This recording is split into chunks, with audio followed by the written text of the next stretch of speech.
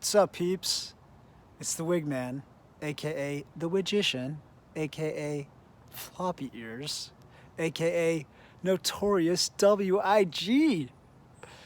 And today, I want to talk to you about what's real and the mental mirage of bipolar hallucinations.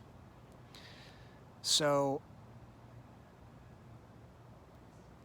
from my experience, hallucinations come from manic behavior and manifest when my mind is jumping from one idea to the next, making disparate connections that would seemingly otherwise, in reality, never find themselves together or juxtaposed up next to each other. And yet, because my mind is racing, it's almost like a coil that when it increases in speed, it broadens in scope. So you're at the base of, let's say, a wine glass, and as you spin it, the faster you spin it, the more that vortex reveals itself at the top on the surface of the water. So my manic episodes or hypomania starts generating speed, and it creates this illusion of broader perspective that has me experience and interpret impressions in my world as all interconnected in a way that leads back to some grandiose idea that I've had, or something that emotionally is drawing me in.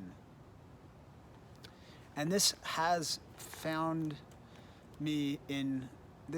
caused me to act out in strange and inappropriate ways in the past, which all come down to the line my mind ends up crossing, because the web of these connections is so real in my imagination and in my mental landscape that I can't help but be pulled into crossing over into that domain of unreality, of pure hallucination. And so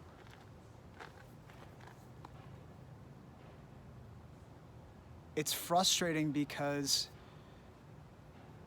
on one hand, the impressions that lead to this line that I end up crossing, many of them are rooted in reality.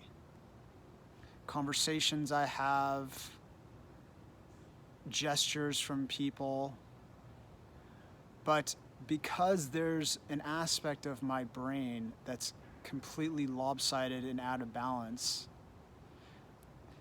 there's a pull towards chaos and towards mania and towards hallucination.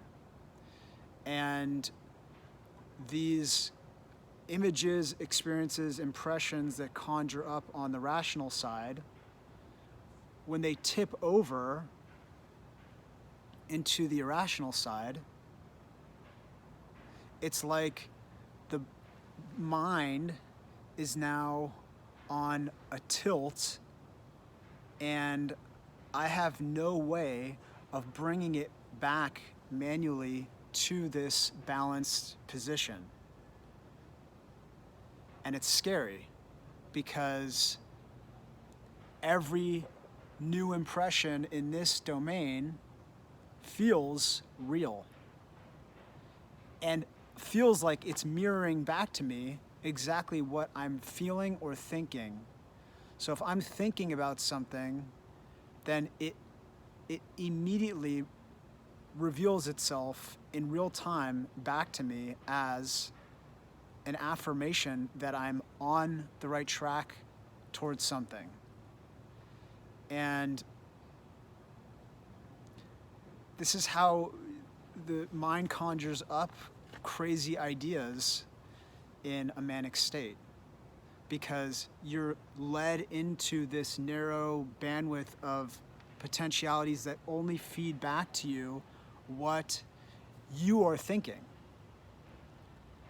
Like, there's nothing else that makes its way into this conversation at some point, because once the mind is tilted into the irrational side of the brain, it's like the narrowness of your perception is made into a single pinhole of possibility that only for me, my experience is reflecting back only what's going on in my mind. And it doesn't have the ability to break out of that perspective. It can't hold detachment and space for all these other people and variables. And so this is the first time I'm processing through this, because the more I work through my own understanding of what happens when I do become manic, the better prepared I am to navigate around it and manage my state before it gets out of control.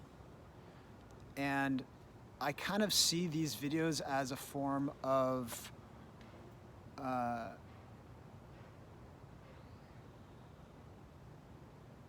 therapy, but it's almost as if I have to daily admit to myself that I'm an alcoholic, because if I don't, and I don't keep that at the forefront of my awareness, then my subconscious mind might tend or pull me in this direction. And it's almost a gift that I have this curse. It is a gift because it's allowing me and it's catalyzing me to speak out on behalf of it, because it's something that I need to process, but it's also an opportunity for me to help others along the way who don't necessarily understand or haven't made sense of their own bipolar disorder and the symptoms that come along with it. So I think, and this is another thing, is I really do want to build community around this disorder and mental illness in general, but make it so that it's fun and it's playful and it's not overly serious, because we're already inundated with the stigma and the self-loathing, shame, and the identity of unworthiness and brokenness. And to add on to that is only going to perpetuate dysfunction. So for me, the reason why I wear the wig and the reason why I introduce this playfulness with my character into the conversation is to bring a lighthearted nature to this very difficult issue for a lot of people. So for anyone who resonates with this message and has someone in their family or in their network or their friend group who does struggle with some form of mental illness, please send them this video. Please invite them to connect with me directly, because my goal is to be a host of a community where we are holding each other accountable like they do in AA, but for people who struggle with different issues. And I think it's a healthy way to relate to this disorder because it forces us to be honest with ourselves. And that's the hardest thing in the world to do. But once we've gotten on the other side of it, it's a refreshing and pure approach to life. Like to already face life admitting that you are imperfect and that you need help is the most, at least for me, what I've found the most effective way to build loving, trustworthy, stable relationships with people who are invested in your well-being. Because when you are advocating on your behalf, then people don't feel like they need to take after you in the ways that you are more than capable of if you're not lying to yourself. And that's where I was at for 6 years, was lying to myself and stumbling and having people have to look after me or help me.